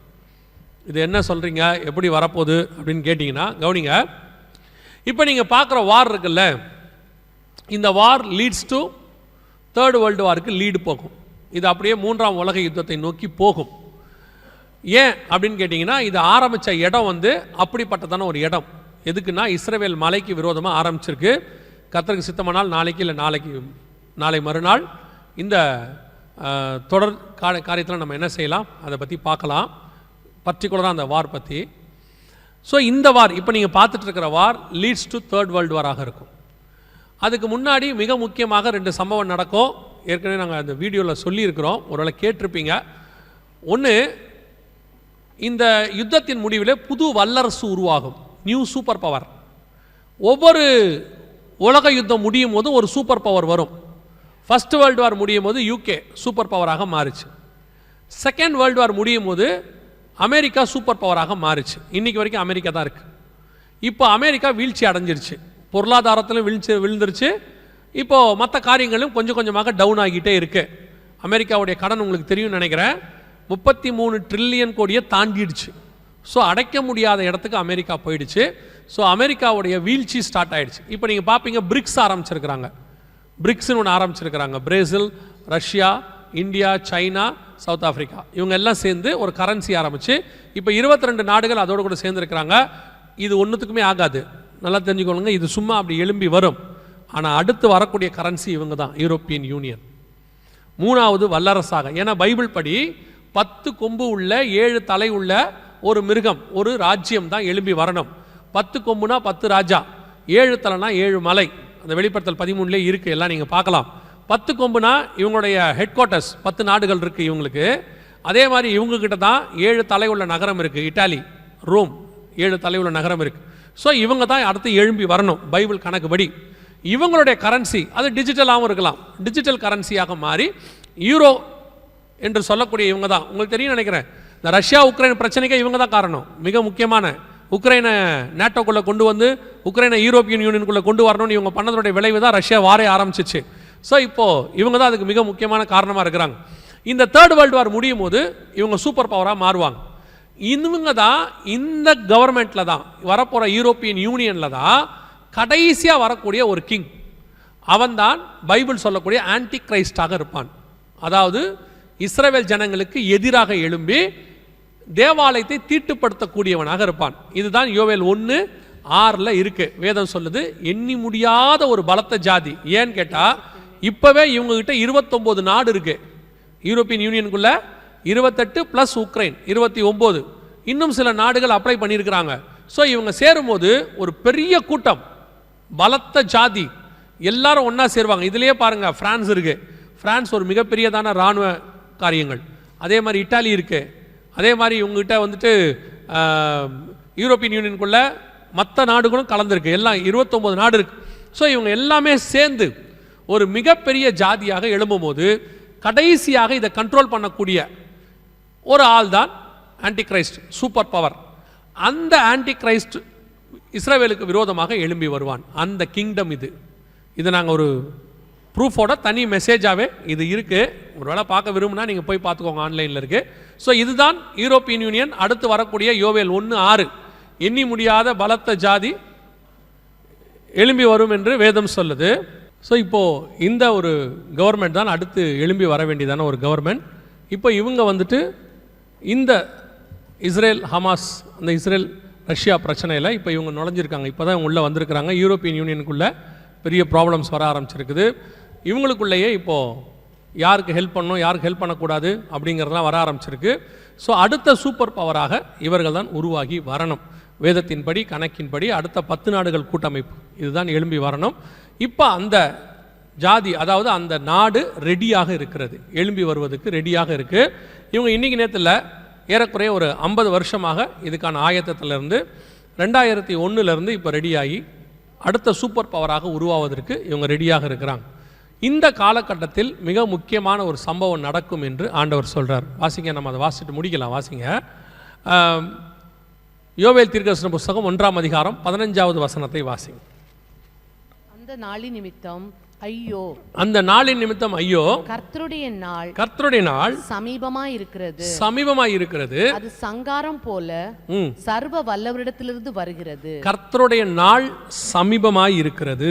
இது நடந்து கொண்டிருக்கும் போது ஓசியா புஸ்தகத்தில் சொல்லாத ஒரு வார்த்தை, கர்த்தருடைய நாள் சமீபமாய் இருக்கிறது என்று ஓசியா புஸ்தகத்தில் சொல்லாத ஒரு வார்த்தை யோவேல் ஆரம்பிக்குது. 1:15 யோவேல். 2வது வாசிங்க, யோவேல் தீர்க்கதரிசன புஸ்தகம் 2ஆம் அதிகாரம் 1வது வசனத்தை வாசிங்க. சீயோனிலே எக்காளம் ஊதுங்கள், சீயோனிலே எக்காளம் ஊதுங்கள், என் பரிசுத்த பர்வதத்திலே எச்சரிப்பின் சத்தமிடுங்கள், தேசத்தின் குடிகள் எல்லாம் தத்தளிக்க கடவர்கள், ஏனெனில் கர்த்தருடைய நாள் வருகிறது, கர்த்தருடைய நாள் வருகிறது, அது சமீபமாய் இருக்கிறது. 2வது 3வது வாசிங்க, 2ஆம் அதிகாரம் யோவேல் புஸ்தகம் அவைகளுக்கு 11வது வசனம் வாசிங்க. அவைகளுக்கு முன்னாக 11வது வசனம், கர்த்தர் தமது சேனைக்கு முன் சத்தமிடுவார், அவருடைய பாளையம் மகா பெரிது, அவருடைய வார்த்தையின்படி செய்கிறதற்கு வல்லமை உள்ளது, கர்த்தருடைய நாள் பெரிதும் மகா பயங்கரமாய் இருக்கும், அதை சகிக்கிறவன் யார்? அந்த 2 அதிகாரத்துல 3 தடவை கர்த்தருடைய நாள் சமீபமாய் இருக்கிறது, கர்த்தருடைய நாள் சமீபமாய் இருக்கிறது, கர்த்தருடைய நாள் சமீபமாய் இருக்குதுன்னு சொல்லிக்கிட்டே இருக்கிறார். இதுக்கு முன்னாடி இவ்வளோ விஷயத்தை சொல்லிட்டு வந்த ஆண்டவர் ஓசியா புஸ்தகத்தில் கர்த்தருடைய நாள் வருது அப்படின்னு சொல்லலை. இந்த சம்பவங்கள் எல்லாம் சொல்லிட்டு வரும்போது யோவேலில் ஆரம்பிக்கிறாரு. ஆரம்பிக்கும் போதே எப்படி ஆரம்பிக்கிறாரு? கர்த்தருடைய நாள் சமீபமாய் இருக்கிறது. சரி, இந்த கர்த்தருடைய நாள் அப்படிங்கிறது என்ன? கர்த்தருடைய நாள் அப்படிங்கிறத நம்ம எதை சொல்கிறோம்? பொதுவாக நிறைய பேர் கர்த்தருடைய நாளுங்கிறத ரகசிய வருகை, சபை எடுத்துக்கொள்ளப்படுதல் அப்படின்னு சொல்லுவாங்க. வாசிங்க 2 பேதுருவின் புஸ்தகம் 3ஆம் அதிகாரம், 2 பேதுருவின் புஸ்தகம் 3ஆம் அதிகாரம் 10வது வசனம் வாசிங்க. கர்த்தருடைய நாள் இரவிலே திருடன் வருகிற விதமாய் வரும், அப்பொழுது வானங்கள் மடமட என்று அகன்று போம், பூதங்கள் வெந்து உருகி போம், பூமியும் அதில் உள்ள கிரியைகளும் எரிந்து அழிந்து போம். அப்ப அந்த கர்த்தருடைய நாள் என்பது இதை வாசிக்கும் போது இரவிலே திருடன் வருகிற விதமாய் வரும் அப்படின்றோடனே நம்ம எல்லாரும் என்ன டிசைட் பண்றோம்னா, இது ரகசிய வருகை, சபை எடுத்துக்கொள்ளப்படுறதை பற்றி அங்கே சொல்லப்பட்டிருக்கிறது அப்படின்னு சொல்லி நம்ம நினச்சிக்கிறோம். ஆனால் இரவிலே திருடன் வருகிற விதமாய் வரும் அப்படின்னு ஆண்டவர் ரகசிய வருகையை பற்றி சொல்லலை. வாசிங்க வெளிப்படுத்தின விசேஷம் 16ஆம் அதிகாரம், வெளிப்படுத்தின விசேஷம் 16ஆம் அதிகாரம் 15வது வசனத்தை வாசிங்க. இதோ திருடனைப் போல் வருகிறேன், தன் மானம் காணப்படத்தக்கதாக நிர்வாணமாய் நடவாதபடிக்கு விழித்துக் கொண்டு தன் வஸ்திரங்களை காத்துக் கொள்ளுகிறவன் பாக்கியவான். இது எப்ப நடக்கிற சம்பவம்? வெளிப்படுத்தல் 16:15 எப்ப நடக்கிற சம்பவம்னா, அடுத்த வசனம் வாசி. அப்பொழுது எபிரேய பாஷையிலே அர்மெகதோன் எனப்பட்ட இடத்தில் அவர்களை கூட்டி சேர்த்தார். இது அர்மெகதான் யுத்தத்துக்கு முன்னாடி இயேசு வருகிறத பத்தி சொல்லப்பட்டிருக்கு. அர்மெகதான் யுத்தத்தில் இயேசு வருகிறதுக்கு முன்னாடி நடக்கிற சம்பவம் தான் கர்த்தருடைய நாள் அப்படின்னு இருக்கு. அப்பதான் வானங்கள் மடமடவென்று அகன்று போம், பூதங்கள் வெந்து உருகி போம். ஏன்னா அந்த யுத்தத்தின் முடிவில் பூமி அக்கினிக்கு இரையாக்கப்பட்டு இயேசு கிறிஸ்துவின் 1000 வருஷ அரசாட்சி நடக்கும். அதாவது நோவா ஜலப்பிரளயத்துக்கு பிறகு இதே பூமியில் பலுகி பெருகின மாதிரி பூமியானது எரிக்கப்பட்டு மீண்டும் இதே பூமியில் இயேசு கிறிஸ்துவின் அரசாட்சி நடக்கும். அப்போ இது எல்லாமே எதை பற்றி சொல்லப்பட்டிருக்குன்னா, பகிரங்க வருகையை பற்றி மட்டும்தான் சொல்லப்பட்டிருக்கிறது. வசனத்தின்படி நான் உங்களுக்கு சொல்லிட்டு இருக்கிறேன். அப்போ இங்கே கர்த்தருடைய நாள் கர்த்தருடைய நாள் கர்த்தருடைய நாள்னு சொல்லும் பொழுது நாம் எல்லாம் இரவிலே திருடன் வருகிற விதமாய் வரும், திருடன் வருகிற விதமாய் வரும்னா ரகசிய வருகையை பற்றி சொல்கிறோம், ரகசிய வருகையை பற்றி சொல்கிறோம் நினச்சிட்டு இருக்கிறோம். ஆனால் இங்கே சொல்லப்பட்டிருக்கிற அத்தனையும் பகிரங்க வருகை குறித்து தான் சொல்லப்பட்டிருக்கிறது. ஏன்னா கர்த்தருடைய நாள் என்பது வெளிப்படுத்தல் 16:15 தான் இருக்கு. 16 அர்மெகதான் யுத்தம். பேதுரு புஸ்தகத்தில் அன்னைக்கு தான் வானங்கள் மடமட அகன்று போகும்னு இருக்கு, எரிந்து போகும்னு இருக்கு. அப்போ இந்த காரியங்கள் எல்லாம் நடக்கும்போது இயேசு கிறிஸ்துவின் பகிரங்க வருகை மிக சமீபம் அப்படின்னு அர்த்தம். அந்த நாள் மிக சமீபம், அர்மெகதான் யுத்தம் மிக சமீபம். அதை ஒட்டி ஒரு நியாய தீர்ப்பு, அதற்கு பிறகு வரக்கூடியதான 1000 வருஷ அரசாட்சி எல்லாம் சமீபமாக இருக்கிறது என்று அர்த்தம். சரி, இவ்வளவு நடக்குது, நாம விசுவாசிக்கிறது என்ன, எதிர்பார்த்து காத்திருக்கிறது என்ன? இதெல்லாம் விசுவாசிக்கிறோம். எதுக்கு காத்திருக்கிறோம்னா, பகிரங்க வருகைக்கு காத்தில்ல, அதுக்கு 7 வருஷத்துக்கு முன்னாடி வரக்கூடிய சபை எடுத்துக்கொள்ளப்படுதலுக்கு காத்திருக்கிறோம். அதை தான் பைபிள் சொல்லுது. நாம் அதற்காக காத்திருக்கிற ஜனங்கள். நாம பகிரங்க வருகை உபத்திரவ காலத்துக்குள்ள போய் தான் இதுக்கு வரணுமா அப்படின்னா நாம் அதற்கு காத்திருக்கிற ஜனங்கள் அல்ல. அப்ப இவ்வளவும் தெளிவாக கொடுக்கப்பட்டிருக்க, எங்கேயாவது இந்த ஓசியாவில் இல்லை அடுத்து இந்த யோவேலில் இந்த டைம் லைனில் சபை எடுத்துக்கொள்ளப்படுதலை பற்றியோ இயேசு கிறிஸ்து வந்து சபையை கூட்டிகிட்டு போகிறத பற்றியோ இருக்குதா அப்படின்னும் போது ஆச்சரியப்படுற விதம் என்னென்னா, புதிய ஏற்பாட்டில் சொல்லியிருக்கிறத விட மிக தெளிவாக வெளிப்படையாக ஆண்டவர் இதுக்கு நடுவில் சபை எடுத்துக்கொள்ளப்படுதலை பற்றி சொல்கிறார். வாசிங்க யோவேல் புஸ்தகம் 2ஆம் அதிகாரம், யோவேல் புஸ்தகம் 2ஆம் அதிகாரம் 16வது வசனத்தை வாசிங்க. 16. ஜனத்தை கூட்டுங்கள். நல்லா அந்த வசனத்தை அண்டர்லைன் பண்ணிக்கோங்க, மிக தெளிவாக இருக்கு. ஜனத்தை கூட்டுங்கள், சபையை பரிசுத்தப்படுத்துங்கள், முதியோரை சேருங்கள், பிள்ளைகளையும் பாலுண்கிற குழந்தைகளையும் கூட்டுங்கள், மணவாளன் தன் அறையையும் மணவாட்டி தன் மறைவையும் விட்டு புறப்படுவார்களாக. நல்லா கவனிச்சிங்கன்னா, இதுக்கு முன்னாடியிலிருந்து தானியேல் புஸ்தகத்திலிருந்து மணவாளன் மணவாட்டிங்கிற கான்செப்டே வராது, இங்கேயுமே வராது. மணவாளன் மணவாட்டிங்கிற கான்செப்ட் புதிய ஏற்பாட்டு சபைக்கும் இயேசுக்கும் உள்ளதான தொடர்பு. இஸ்ரவேல் ஜனங்களுக்கும் நியாயப்பிரமாணத்துக்கும் மணவாளனுக்கு சம்பந்தமே இல்லை. மணவாளன் மணவாட்டினாலே அது நியூ டெஸ்ட்மென்ட். கொரிந்தியருக்கு எழுதும் போது 2 கொரிந்தியர்ல பவுல் தெளிவாக எழுதுறார் 11வது வசனத்தில், உங்களை ஒரே புருஷனுக்கு கற்புள்ள கன்னிகையாக ஒப்படைக்கும்படி. மணவாளன் மணவாட்டியை பற்றி புதிய ஏற்பாட்டில் சொல்லும்போது ஆவியும் மணவாட்டியும் வா என்பார்களாக. மணவாட்டி புதிய அரசியலை பற்றி சொல்லும்பொழுது தன் மணவாளனுக்காக ஆயத்தம் பண்ணப்பட்ட மணவாட்டியை போல. மணவாளன் மணவாட்டி கான்செப்ட் நியூ டெஸ்ட்மென்ட்டுக்குரியது. ஆனால் யோவேல் 1லேருந்து வாசிக்கிட்டே வாங்க, மணவாளன் மணவாட்டிக்கான எந்த ஒரு விஷயமும் இருக்காது. அது வேற ஒரு விஷயத்தை பேசிக்கிட்டே இருக்கும். திடீர்னு நடுவில் 16வது வசனம் மட்டும் அப்படி இருக்கும். மணவாளன் தன் அறையையும் மணவாட்டி தன் மறைவையும் விட்டு புறப்படுவார்களாக. அடுத்து திருப்பி இது 3 முடிஞ்சு இப்படி வந்துருச்சா, அடுத்த அந்த வசனத்தை வாசித்துருங்க. யோவேல் 3:14 வாசிங்க. யோவேல் 3:14.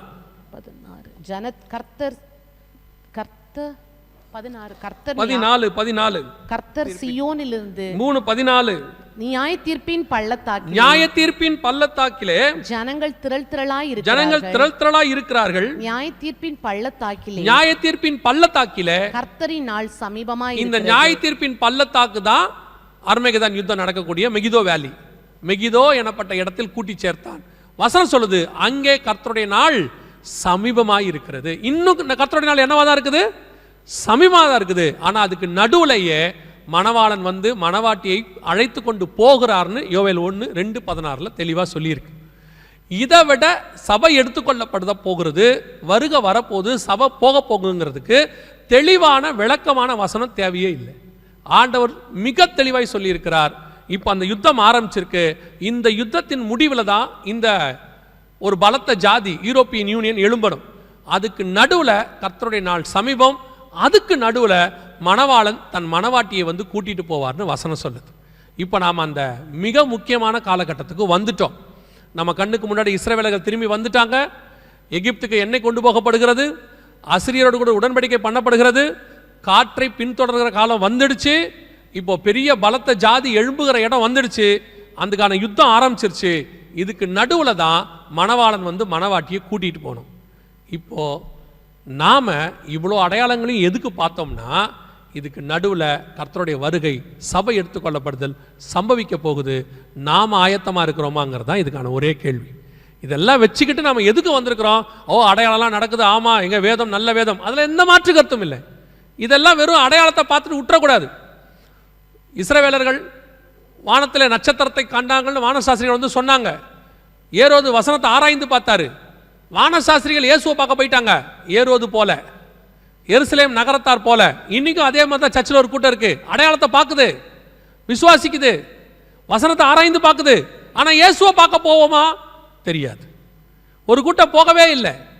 அதே மாதிரி தான் இன்னைக்கும். இப்போ நாம எல்லாம் எதற்கு கொரோனாக்கு பிறகு கூட்டப்பட்டிருக்கிறோம்? அந்த 16 சொல்லுது, ஜனத்தை கூட்டுங்கள். திருப்பி வாசிங்க. ஜனத்தை கூட்டுங்கள், சபையை பரிசுத்தப்படுத்துங்கள். எதுக்காக ஜனம் கூடி இருக்க? ஜனத்தை எதுக்கு கூட்டி இருக்கிறோம்? சர்ச்சை எதுக்கு கூடி இருக்க? சபையை பரிசுத்தப்படுத்துவதற்கு. சபை வேற எதற்காகவும் கூடி வருகிற இடம் கிடையாது. ஏன்னா பரிசுத்தம் இல்லாமல் ஒருவனும் தேவனை தரிசிப்பது இல்லையே. இயேசு தெளிவாக சொல்லி இருக்கிறாரு, பரிசுத்தம் உள்ளவன் இன்னும் பரிசுத்தமாகட்டும். மனுஷகுமாரன் பரிசுத்தம் உள்ளவர், அவரை பார்க்கிற மணவாட்டியும் பரிசுத்தமாய் இருக்க வேண்டும். ராஜாவை பார்க்க போகிற எஸ்தர் 12 மாசமும் சுத்திகரிக்கப்பட்டாள் என்று வேதம் சொல்லுது. அதே மாதிரி சபை 12 மாசமும் சுத்திகரிக்கப்பட வேண்டும். அந்த ராஜாவுக்கு ஏற்ற சபையாய் மாறணும். இந்த டெக்னாலஜி இப்போ நீங்கள் பார்த்தீங்க, டெக்னாலஜி பற்றி இருக்கு, வார் பற்றி இருக்கு, இன்னைக்கு நடக்கக்கூடியதான ஹிஸ்டாரிக்கல் ஈவெண்ட்ஸ் பற்றி இருக்கு. இவ்வளவும் இந்த காலத்தில் நடக்குது. நாம் சொல்லக்கூடிய அறிவியல் வளர்ச்சி, சேட்டிலைட், நீங்கள் சொல்லக்கூடியதான எல்லா காலத்தில் தான் இந்த வேத வசனமும் நிறைவேறிக்கிட்டு இருக்கு. இந்த டெக்னாலஜியை வச்சுக்கிட்டு, சேட்டிலைட்டை வச்சுக்கிட்டு சிலருக்கெல்லாம் உடனே இதெல்லாம் பயங்கரமாக சயின்ஸ் வளர்ந்த காலங்க, இந்த காலத்தில் போய் பைபிளை பேசிக்கிட்டு, இந்த காலத்தில் போய் அது நடக்குது இது நடக்குதுன்னு சொல்லிக்கிட்டு அவங்க அதெல்லாம் இல்லை. அறிவு பெருக்கம், நோய் பெருக்கம். சரீர நோய் மட்டும் கிடையாது, ஆத்ம நோய். இந்த டெக்னாலஜியெல்லாம் வச்சுக்கிட்டு வசனம் நடக்காதுன்னு நினைக்காதீங்க. ஒன்று தெரிஞ்சுக்கோங்க, இவ்வளவும் வசனத்தை நிறைவேற்றுவதற்காகத்தான் வந்திருக்கிறது. ஆண்டவர் சொன்ன வசனத்தை நிறைவேற்றுது. இதுக்கு நடுவில் கர்த்தருடைய வருகையும் சம்பவிக்க போகுது.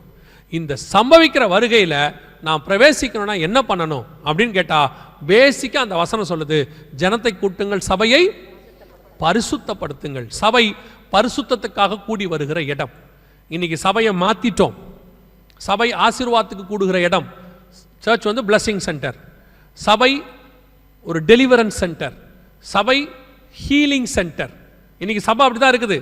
சர்ச்சஸை எடுத்துக்கிட்டால் ஒன்று ஹீலிங் சென்டராக இருக்குது, இல்லை டெலிவரன்ஸ் சென்டராக இருக்குது, இல்லைனா பிளஸிங் சென்டராக இருக்குது, இல்லைனா ஒர்ஷிப் சென்டராக இருக்குது. இது அப்போ சர்ச்சில் இதெல்லாம் கிடையாதான்? சர்ச் என்ன தெரியுமா? Transformation centre. சபை மறுரூபமாகிற இடம். இந்த மறுரூபம் ஆகும்போது டெலிவரன்ஸ் தானாக நடக்கும், ஹீலிங் தானாக நடக்கும், பிளஸிங் தானாக வரும்.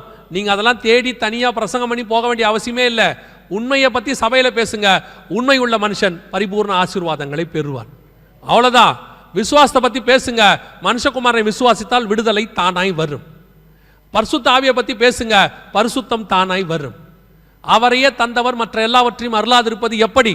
இந்த கடைசி காலத்தில் பிசாசு ஒரு நூதனமான உபதேசத்தை சபைக்குள்ளே கொண்டு வந்து சபையை உலகத்துக்கு நேராக திருப்பிக்கிட்டு இருக்கிறான். சபையை பிளஸிங் சென்டராக மாற்றிக்கிட்டு இருக்கிறான். அதுதான் உங்களுக்கும் நல்லா தெரியுது. திருப்பியும் சொல்கிறேன், உங்களை விட இயேசுவை விசுவாசிக்காத உலகத்தான் இன்னும் ஆசீர்வாதமாக இருக்கிறான். பெரிய வீடு வச்சிருக்கிறான், கார் வச்சிருக்கிறான், நீங்கள் நினைக்கிற ஆசீர்வாதத்தை அவன் வச்சிருக்கான். ஆனால் அவங்ககிட்ட இல்லாத ஒரே ஆசீர்வாதம் ஆண்டவராக இயேசு கிறிஸ்து உங்ககிட்டயும் என்கிட்டயும் இருக்கிறார். இதுதான் மெய்யான ஆசீர்வாதம். வீடு உண்மையான ஆசீர்வாதம் இல்லை, அது நீடு, தேவை. வாகனம் உண்மையான ஆசீர்வாதம் அல்ல, அது நீடு, தேவை. எல்லாமே தேவை. ஆனால் ஆசீர்வாதம் எது தெரியுமா? மணவாளனோடு கூட மணவாட்டி புறப்பட்டு நித்தியமாய் அவரோடு கூட இருக்க போகுது. அதுதான் இம்பார்ட்டன்ட். ஒருவேளை நீங்கள் இங்கே வந்தது சம்பாதிக்க வந்திருக்கலாம், கஷ்டத்தில் வந்திருக்கலாம், எதிர்காலத்தில் நல்லா ஃபியூச்சரை அமைச்சிக்கலான்னு வந்திருக்கலாம், எதுக்கு வேணால் நீங்கள் வந்திருக்கலாம். ஆனால் கர்த்தர் உங்களை கொண்டு வந்ததுக்கு ஒரு முகாந்தரம் உண்டு. ஆண்டவர் வனாந்தரத்தில் நயங்காட்டி அழைக்கிற தேவன். எதை கொடுத்தா நீங்கள் வருவீங்கன்னு அவருக்கு தெரியும். இப்படியெல்லாம் காட்டி உங்களை கூட்டிகிட்டு வந்து இங்கேருந்து பரலோகத்துக்கு கூட்டு போகணுன்னு தான் நினச்சிருப்பார். ஏன்னா அங்கே இருந்தால் நீங்கள் வரமாட்டீங்கன்னு அவருக்கு தெரியும். இல்லை அங்கே இருந்தால் உங்களை போக விட மாட்டாங்கன்னு அவருக்கு தெரியும். யோசேப்பு கூடவே இருந்தால் எகிப்துக்கு பிரதமராக மாறவே முடியாது. அவன் எருசலேம்லேயே இருந்தால் தானியேல் வந்து இங்கே கவர்னராக மாற முடியாது. சில நேரத்தில் பிரித்து கொண்டு வந்து உங்களை உயர்த்தறதுக்கு கர்த்தர் கொண்டாந்துருப்பார். ஏன்னா அங்கே இருந்தால் உங்களை ஆக்க விட மாட்டான் அவன். அதில் பெரிய ஆசீர்வாதம் என்னன்னா, அங்கே நான் எத்தனையோ பேட்ட சாட்சி கேட்டிருக்கிறேன், அங்கேருந்து ரட்சிக்கப்படாதவர்கள் இங்கே வந்து தான் ரட்சிக்கப்பட்டிருப்பார்கள். அங்கே இயேசுவை அறியாதவர்கள் இங்கே வந்து இயேசுவை அறிஞ்சிரு. அதுக்கு காரணம் என்ன தெரியுமா? ஒரு சாட்சி சொன்னாங்க, நான் சொல்லிட்டு முடிச்சிடறேன், கரெக்டாக அவர் சொன்ன நேரத்துக்கு முடிச்சிடுறேன், 5 minutes இருக்குது. ஒரு சாட்சி சொன்னாங்க. என்னென்னா, இந்த நிலாவுக்கு 3 பேர் போனாங்கல்ல, நீல் ஆம்ஸ்ட்ராங், யூரி காரின் எல்லாம் போனாங்கல்ல, அதில் போயிட்டு வந்த ஒருத்தர் சொன்னாராம், அங்கிருந்து பூமியை பார்த்தாராம். பூமி அந்த இடத்துல தொங்குச்சான். இப்போ நிலாவை நம்ம பார்க்குற மாதிரியே பூமி இருக்குது. பார்த்த உடனே அவருக்கு ஒன்று தோணுச்சான், இந்த தொங்குற பூமியில் தானே நான் வாழ்ந்துட்டு இருக்கிறேன் இத்தனை வருஷம், அந்த இடத்துல தொங்குதே. அவர் அங்கே தான் ரட்சிக்கப்பட்டார். அந்த இடத்துல தான் அவருக்கு ஆண்டவரை பற்றின அறிவு வந்துச்சு. அவர் கீழே வந்து ஆண்டவரை ஏற்றுக்கொண்டு, அதாவது பூமிக்கு வந்துட்டு ஆண்டவரை ஏற்றுக்கொண்டு சொன்னார், ஆண்டவர் என்னை ரட்சிப்பதற்காகவே அங்கே கூட்டிகிட்டு போகிறாரு. அவர் ரட்சிப்பு எவ்வளோ காஸ்ட்லி பாருங்கள். நம்ம ஒரு சிலர்லாம் ஒரு ட்ராக்லேயே ரட்சிக்கப்பட்டுருவோம், 10 பைசா ட்ராக்ஸ்லேயே என்ன செஞ்சுருவோம், ரட்சிக்கப்பட்டுருவோம். ஒரு சிலர் அது கூட இல்லை, யாராவது சொன்ன சுவிசேஷம் சொன்னவனே ரட்சிக்கப்பட்டுருவாங்க. சிலர்லாம் காற்றுல கேட்கறதுலேயே ரட்சிக்கப்பட்டுருவாங்க. இவரை அங்கே கூட்டிகிட்டு போனால் தான் அவர் ரட்சிக்கப்படுவார். இங்கே இருக்கிற வரைக்கும் அவர் ரட்சிக்கப்பட மாட்டார்னு ஆண்டவருக்கு தெரியும். ஆண்டவருக்கு அது எவ்வளோ பேரை எவ்வளோ செலவு பண்ணுறோன்னு முக்கியம் இல்லை, அந்த ஆத்மா அதை விட அவருக்கு முக்கியம். நீங்கள் அந்த மாதிரி தான், அதுதான் சொல்ல வந்தேன். உங்களை அங்கே இருந்தால் ரட்சிக்க முடியாதுன்னு ஆண்டவருக்கு தெரியும். பல நேரத்தில் சொந்தக்காரன் நம்மளை ரட்சிக்கப்படவே விட மாட்டான். என்ன நம்ம சாதி சனத்தை விட்டு போகிற நீ, நம்ம பழக்க வளத்துக்கு விட்டு போகிற, இப்படியே தனியாக பிரித்து கொண்டாந்து வனாந்தரத்தில் உட்கார வச்சா தான் தேவனை பற்றின அறிவு நமக்கு வரும்னு ஆண்டவருக்கு தெரியும். உங்களை கர்த்தர் இங்கே கூட்டிகிட்டு வந்ததற்கும் ஒரு முகாந்தரம் உண்டு. உங்களை இங்கே இருந்து ஆசீர்வதித்து உங்களை ஊரில் நாகர்கோயிலையோ திருநெல்வேலியிலையோ சென்னையிலையோ வேலூர்லையோ வீடு வாங்க கூட்டிகிட்டு வரல. அதுக்கு கர்த்தர் நினச்சிருந்தா அங்கே வச்சு அதை கொடுத்துருப்பாரு. அவருக்கு அதுதான் கொடுக்கணுன்னா அதை வச்சு அங்கே கொடுக்கறது ரொம்ப ஈஸி அவருக்கு. ஏன் தமிழ்நாட்டில் இருக்கிறவங்க வீடே வாங்கலையா? எல்லாருமே ஓமானில் வந்தால் வாங்கிட்டு இருக்காங்களா? உங்களை விட பெரிய வீடுலாம் கட்டியிருக்காங்களா? அங்கே இருக்கவங்களே கட்டுறாங்கல்ல. தேவன் நினச்சிருந்தா உங்களுக்கு அங்கே வச்சு ஆசீர்வச்சிருப்பாரு. ஆனால் அங்கே வச்சு உங்களுக்கு வீடு கொடுக்க அவரால் முடியும். ஆனால் உங்கள் ஆத்மாவை ரட்சிக்கிறதுக்கு நீங்கள் இங்கே வந்தால் தான் முடியும். அநேகரை கர்த்தர் அப்படித்தான் கூட்டு வந்திருக்கிறாரு. இப்போ புரிஞ்சுக்கோங்க, நான் இங்கே வந்து பணக்காரனாக வரவில்லை. குடும்பத்தை காப்பாற்றி தங்கச்சியெல்லாம் கல்யாணம் பண்ணதுக்கு அதெல்லாம் செய்வார் தனியாக. சிலர்லாம் பொறுப்பை தலை மேலே வச்சுக்கிட்டு அவங்க தான் இந்தியாவே காப்பாற்றுற மாதிரி ஃபீலில் இருப்பாங்க. சார், நீங்கள் அதுக்காக இங்கே வரல. உங்கள் ஆத்மா பாதாளத்துக்கு போயிடும், அதை தப்பு வைக்கிறதுக்காக கர்த்தர் உங்களை கூப்பிட்டு வந்திருக்கிறார். அதை இங்கே வச்சு கர்த்தர் செய்வார். வெகு சீக்கிரத்தில் மனுஷகுமாரன் வரப்போகிறார். மணவாட்டியை ஆயத்தப்பட்டு அவரோடு கூட போக வேண்டியது அவசியம். அல்லேலூயா. இனி காலம் செல்லாது. வாசப்படியில் நிற்கிற ஆண்டவர் எந்த நேரமும் உள்ளே வருவார். ஒரே நிமிஷம், ஒரு இமை பொழுது கதவு மூடப்படும், அழைச்சிக்கிட்டு போயிட்டே இருப்பார். கர்த்தருக்கு சித்தமானால், வருகை தாமதிக்குமானால், நாளைய தினத்தில் நாம் இன்னொரு மிக முக்கியமான காரியத்தோடு சந்திக்க போகிறோம். நாம் எழுந்திரிக்கலாமா? நம்ம ஜெபம் பண்ணுவோம். நான் சொன்ன நேரத்துக்கு முடிச்சிட்டேன். இன்னும் ஒரு நிமிஷம் இருக்குது, நான் ஜெபம் பண்ணி முடிச்சிருவேன். எல்லாம் கண்களை மூடுவோம். வேதம் தெளிவாய் சொல்லுகிறது, சபையை பரிசுத்தப்படுத்துங்கள். சபை பரிசுத்தப்படுவதற்கான ஒரு இடம், மணவாளனை சந்திப்பதற்கு ஆயத்தப்படுகிறதுக்கு தான் சர்ச். அதை நீங்கள் செஞ்சீங்கன்னா அவையோடு எல்லாவற்றையும் அவர் கூட கொடுக்க வல்லமை உள்ளவராக இருக்கிறார். கர்த்தர் நம்மளை தரித்திரத்தில் இருக்கணும்னு விரும்பலை, ஆனால் கர்த்தர் நம்ம பரிசுத்தமாக இருக்கணும்னு விரும்புகிறார். கர்த்தர்கிட்ட இல்லாத ஆசீர்வாதமா? அவர் வானத்தின் பலகனியை திறந்தார்னா 5.5 லட்சம் பேர் புருஷர், கிட்டத்தட்ட எத்தனை லட்சம் பேர் வந்தாங்கன்னே தெரில. அத்தனை பேருக்கு 40 வருஷம் வனாந்தரத்தில் சாப்பாடு போட அவர் வல்லமை உள்ளவராக இருக்கிறார். அவர் நினச்சார்னா ஒரு நிமிஷத்தில் வனாந்தரத்தில் 5000 புருஷருக்கு சாப்பாடு போட வல்லமை உள்ளவராக இருக்கிறார். உங்கள் ஒரு குடும்பத்தை காப்பாற்றுறதுக்காக ஓமனை கூட்டு வந்திருப்பார் இல்லை. இதுக்கு பின்னாடி கர்த்தருடைய மகா பெரிய திட்டம் இருக்கிறது. கர்த்தர் உங்களை கொண்டு பெரிய காரியம் செய்ய போகிறார். அதில் ஒன்று, நாம் அவரை தரிசிக்க போகிறோம், அவரை பார்க்க போகிறோம், அவரோடு கூட பறந்து போக போகிறோம், நித்தியமாய் அவரோடு கூட வாழப்போகிறோம். காலம் சமீபம் ஆயிடுச்சு. வாசலில் நிற்கிற மணவாளன் எப்போ வேணாலும் உள்ளே வருவார். அவரை சந்திப்பதற்கான ஆயத்தம் உங்களுக்கு இருக்கா?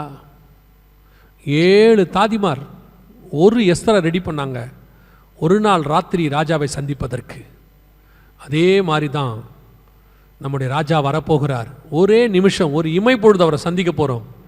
அதுக்கு ஆண்டவர் 7 சபைக்கான உபதேசங்களை வைத்து உங்களை ஆயத்தப்படுத்தி கொண்டிருக்கிறார்.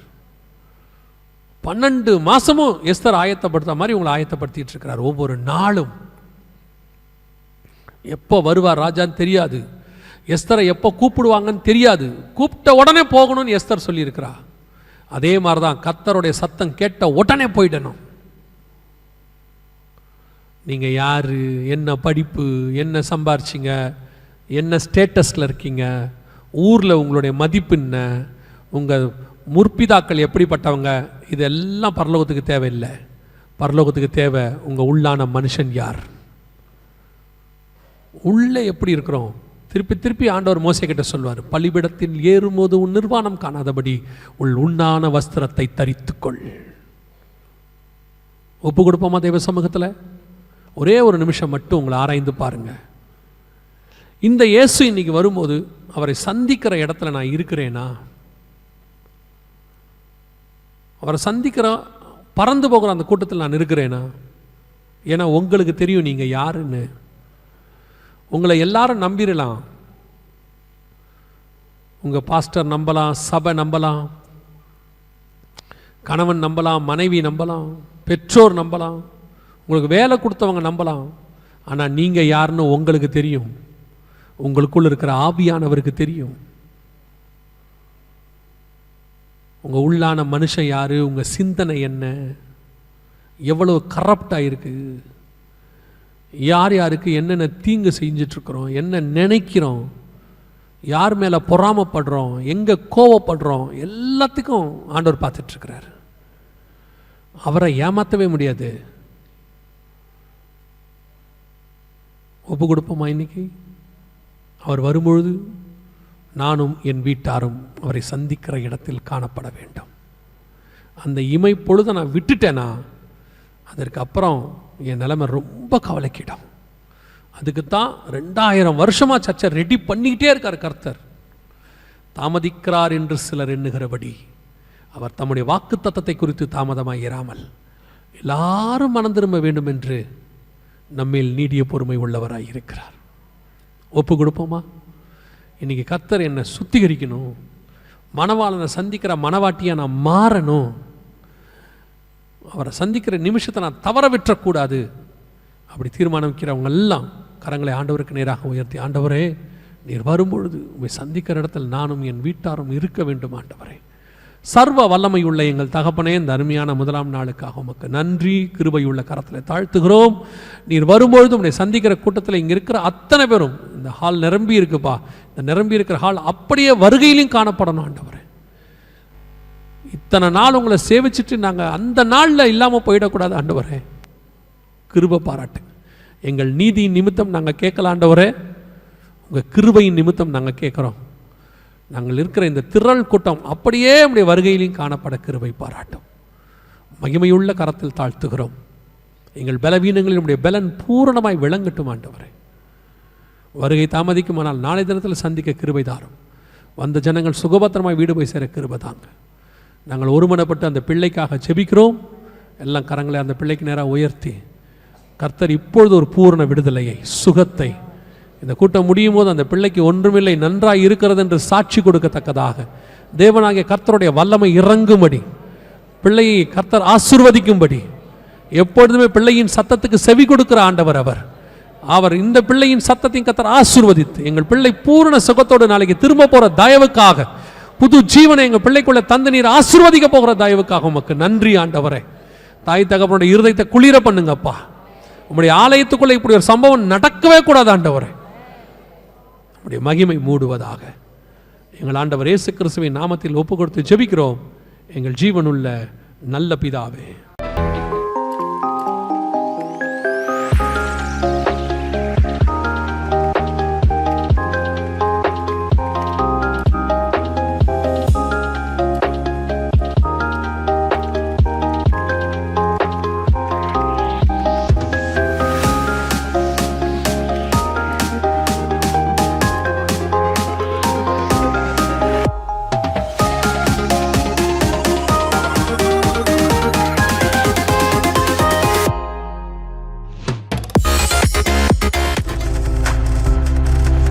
நீங்கள் பார்த்துக் கொண்டிருப்பது உங்கள் ஜாய் டிவி. உங்கள் துக்கம் சந்தோஷமாய் மாறும்.